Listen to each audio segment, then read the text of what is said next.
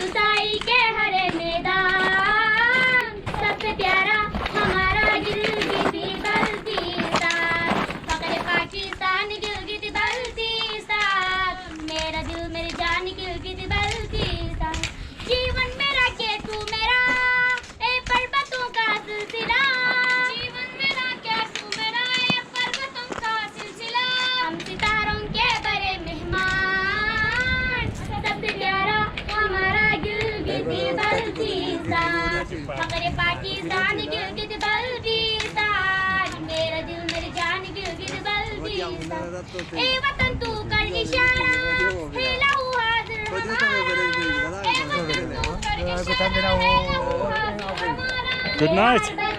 Good night. मेरा हर बच्चा है मालिक की जान सबसे प्यारा हमारा गिलगित बल्तीस्तान फखरे पाकिस्तान गिलगित बल्तीस्तान मेरा दिल मेरी जान गिलगित बल्तीस्तान है मेरा ईमान प्यारा पाकिस्तान है मेरा ईमान प्यारा Pakistan Take some guide pictures today.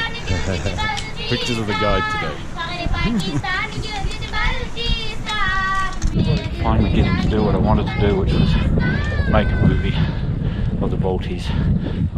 I've had this plan for several years, something about their lives and also the incredible job they do in the mountains. And yeah, let's get into it. As we gather in Ascoli, my aspiration to reveal on film the unique world of the Balti people has at last been fulfilled. The Baltis are a people who bridge many races, cultures and religions, living high in the Karakoram mountains, a great barrier that has normally separated people. I took the opportunity of a trek up the mighty Baltoro glacier to the base of Cave 2, thence upwards and over the Gondogoro Pass to Hushi Valley and the village of Kandy to film the Baltis in both their mountain work and their mountain homes. Leaving Ascoli village, last verdant green fields we will see for almost 2 weeks, I watched the porters with admiration as they loaded upwards 35 kilos on their backs for the long slog ahead, ranging from veteran Abdullah here, some 55 years old, to youngsters of 17 years on their first trek. As the trek set out, I asked tour leader Akbar to tell me something about the Baltis. Like thousands years ago, we are here in the mountains, related with the Tibet, like in Nepal, Bhutan, and India. So all these like Baltis, we are all Baltis, and we call like Tibetan.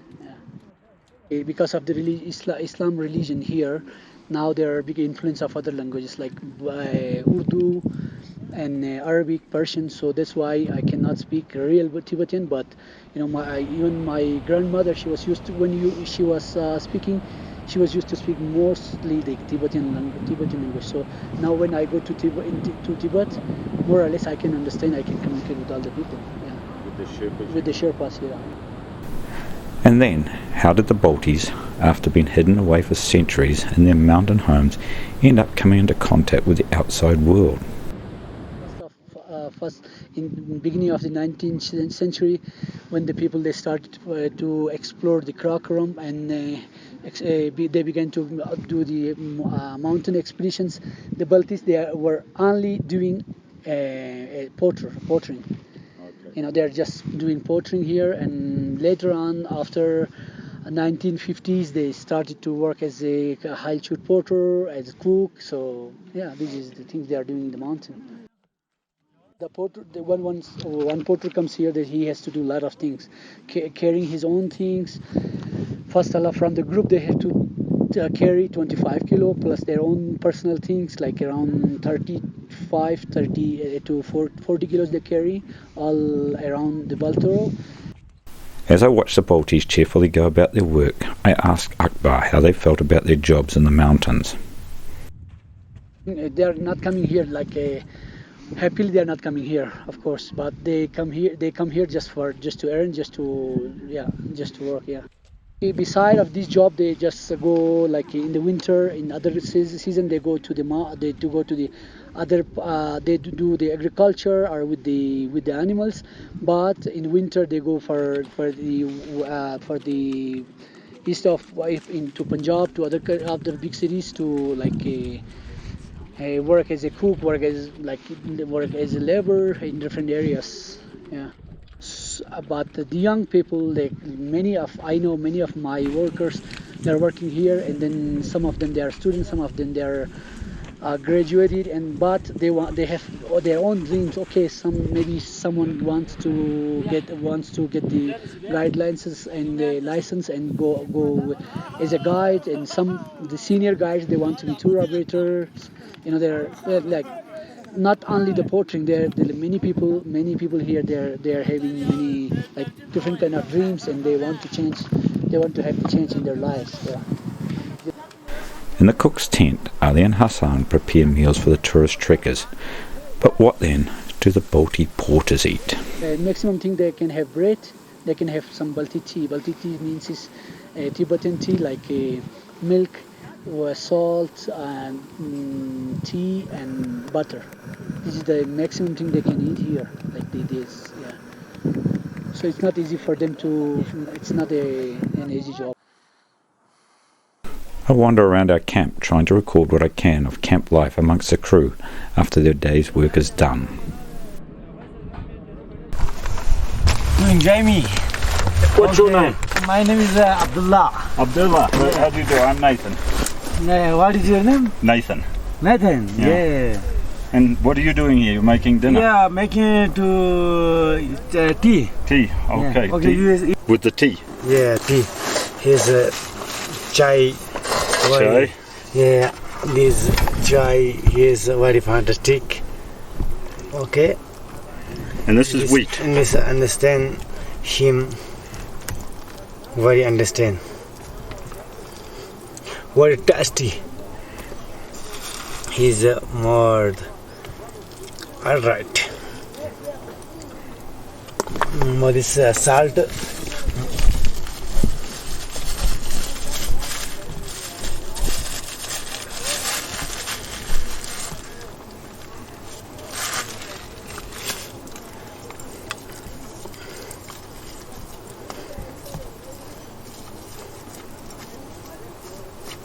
The sugar level is more than the fantastic. Okay. And the sugar is more. I mean, this tea is salty. Yeah, wheat tea and support. After 5 days we reached centre stage, Concordia, meeting point of some of the largest alpine glaciers on Earth, surrounded by mighty mountain peaks with incredible names: Gasherbrum, Masherbrum, the Mustang Tower. Names that have become mountaineering myths and legends. As we travelled on up the Goodwin-Austen Glacier to the K2 Memorial for all those who have fallen in this aptly named throne room of the mountain gods, I spoke further to Akbar. It is like mostly the students come here. Like students are coming here just to get some extra money, not to be burdened on the family, on the parents. Like. Here in our society, we are all together, joint family system. So just only for the parents, it's not easy to feed the family and give all the expenses of the children for the education. So for the students, when students is coming here, it's very good for them, for the student, and even for the parents too. Yeah, and normally we have in the family there are 5 to 5 children, one in the family with 5 children, 10 children, so it's not easy to feeding or manage to everything for the parents. So it's very good for the whole family. We left Concordia and heading to Ali Base Camp below Gondorola with the last hurrah, and I also spoke to Akbar one last time about the Balti's actual feeling of the mountains. For the old people, it's not easy. For example, even some one of my uncle from the mountain. He was in Karachi last year, and he could stay there only 2 weeks, and he says, no, I cannot live here because the mountain is something special for me, and he begged from there. But for the young people, it's not that problem. For the young people, they want to be in the mountain. After, if they go to the cities, they don't have any problem. Yeah, it's not like spiritually we are not having any practice with the mountains, nothing, because of the religion. Now, like, okay, in the Buddhism there are a lot of things with the mountains, with the nature, but now because of Islam, that there is nothing practicing with the mountains. Arriving at Ali camp, and there is a distinct tension in the air amongst both the trekkers and Balti workers before the night ascent of the Gondogoro La. I speak to some of the younger porters about the day's hike and the pass ahead that night. We are unable to walk because there were so covers and other difficulties to stop our walking. That's why tomorrow we are so tired. But today we are happy. And also we are happy because we are going to Concordia. They were so beautiful. Just our lives is a difficult work. Another is so fun. Like a beautiful place, so amazing place. Do you want to go there?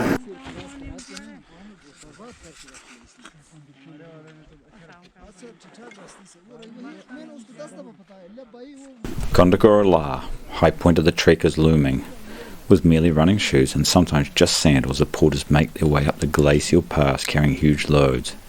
If they are lucky, they may have acquired some socks from trekkers, which they put over their shoes and name Balti crampons. The climb of the Gondogoro through seracs and giant crevasses is surreal, and the wonderland is so vast that the only thing that gives us any sense of perspective are the towers of rock and ice. Massive precipices surround us on all sides, hewn by the vast expanse of glaciers, both above and below us, which dwarfs into insignificance mortals amongst eternal giants. Dawn breaks at 5,650 metres, some 18,500 feet, revealing an overwhelmingly majestic mountain scene, including 4 great peaks over 8,000 metres high. Already 8 your member coming here. How many? 8.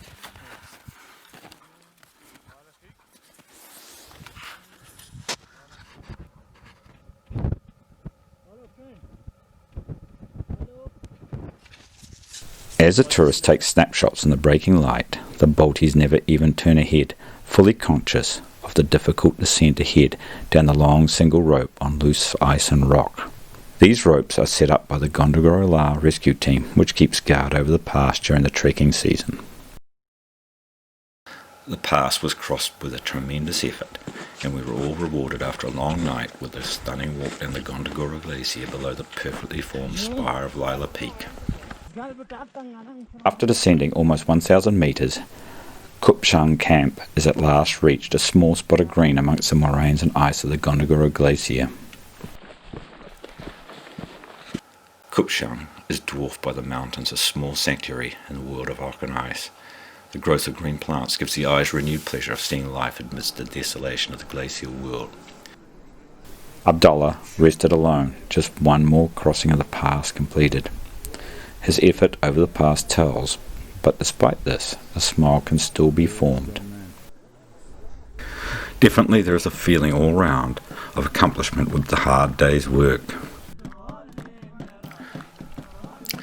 Baltis love music and dancing, and during the evening they form a circle to sing and dance, keeping the beat with a drum made from a plastic container, celebrating yet another successful crossing of the pass.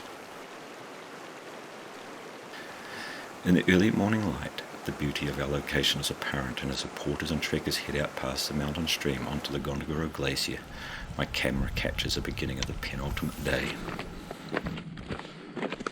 The trek was almost done, and we walked. Some of the boulders almost running down the glacier that leads to Hushi Valley.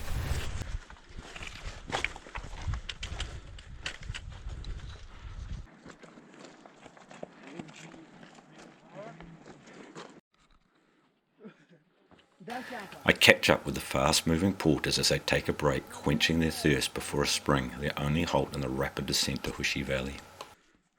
As night fell and the cooking commenced, long-time chef Kareem, a veteran of many treks and expeditions, told me about working as a cook. 12 years. 12 years. Before, what did you do?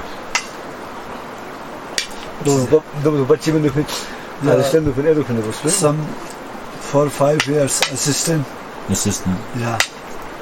And- Then cook Yeah. and chef. Okay. So how many years have you been working on trekking? Yeah, 27 years. 27 years. How many years old are you? Yeah, 44, 45. 44, 45. In 27 years. Yeah. Okay. Do you like your job? Yes, Every year many expeditions? yes, yes. This position trekking. This is 3.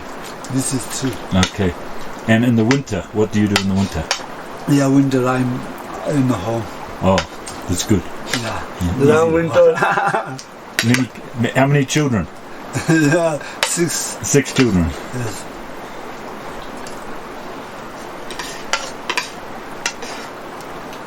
Okay. And you like cooking? Yes. You like the mountains? Yeah, yeah. Okay. Our destination, the village of Kandy, a horizontal oasis set in a vertical desert. Here, 3,000 people live at over 3,000 metres in a life largely unchanged throughout many centuries.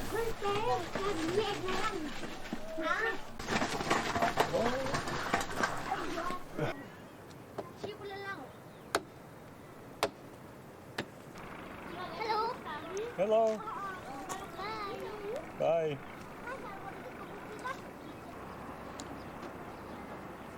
During a visit to the local school in Kandy, I took the chance to interview Nyla, the principal, who explained a little of the challenges faced in running a village school in the remote areas of northern Pakistan.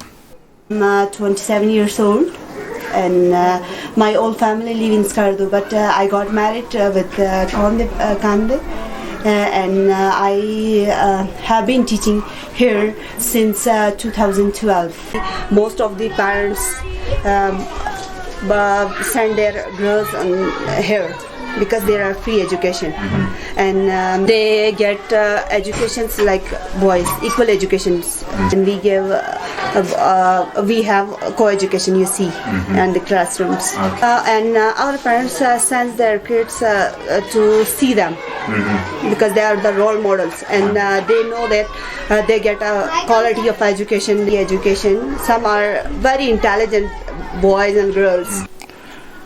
I asked Nyla about higher education for the pupils once they had graduated from the Aman Brak public school. Their parents didn't they not afford to send their kids in Kapulu and Skardu and Machulu and different cities. If someone give them scholarships, that is very fruitful for them to get quality of education because they are very fond of education. Okay. You have many jobs. Yeah, I have lots of jobs. Yeah. That's good fun? Yes. Okay. And what do you like doing in school? Yes. No. What studies do you like? English. Again. Are your teachers good? Yes. Okay. Yeah, this is the Ibex, you know, where I told you this, the mountain Ibex.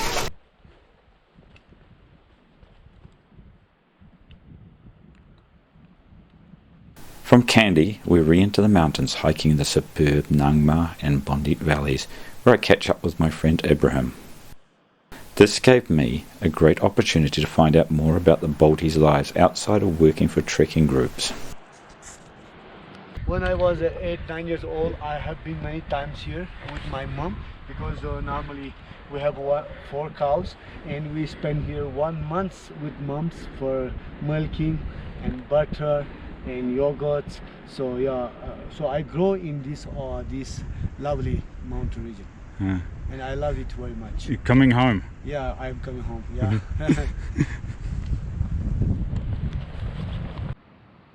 I follow Ibrahim down through summer meadows, the pasturage of yaks, cows and goats herded by the exceedingly fit, hard-working woman of Kandy. He leads me to a village of very small empty houses and explains winter preparations. First 1 week we take here for collecting, and from here to 2 and 3 hours, and we bring here, and these are the small houses. We fulfill like 45 luggages, and that is men, women both are together come up here, and both are bring down or carry the woods. And after that we have take a few days rest at home, and every day early morning 4 o'clock we come up on this point, take down in the village. So for winter preparation. Yeah. Okay. We are 40 kilos, and boys and girls both are women, men, women both they carry. And even the 15 years old kids, 16, 17 years old kids, they also come up here and helping for their families. Whole month, yeah, it's take one whole month because we have a long winter. As November, December, January, February is very cold winter here. So therefore we have early to preparation for the winter. And unfortunately we have no electric sources and no any gases, but it's very expensive for the families because and even it's in the winter it's we need for the wood for firing and warm for cooking too. For cooking and for you know, we have a small kids, so they need warm. So yeah. Okay.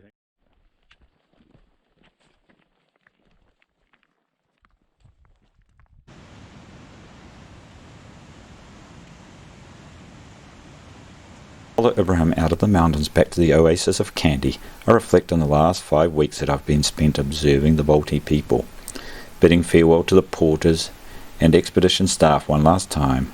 One realises that although this is a moving occasion for me, it's just weeks of hard work over for them, and when I leave they will continue on living, farming, trekking, and the young studying at school, all hoping for a better life in the future.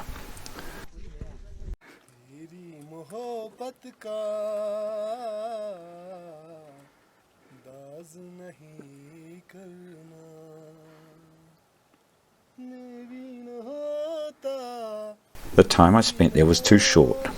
The glimpse I had too brief to reveal all I wished about these enchanting people.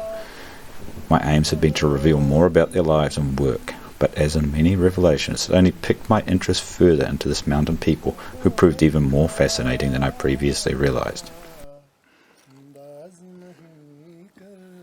I leave this video with a final message from Akbar.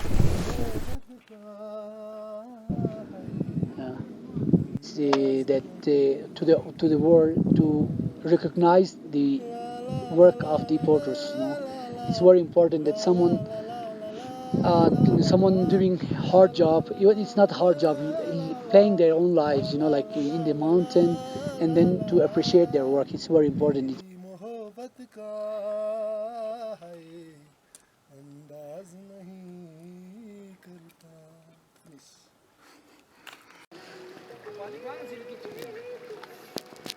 Yeah.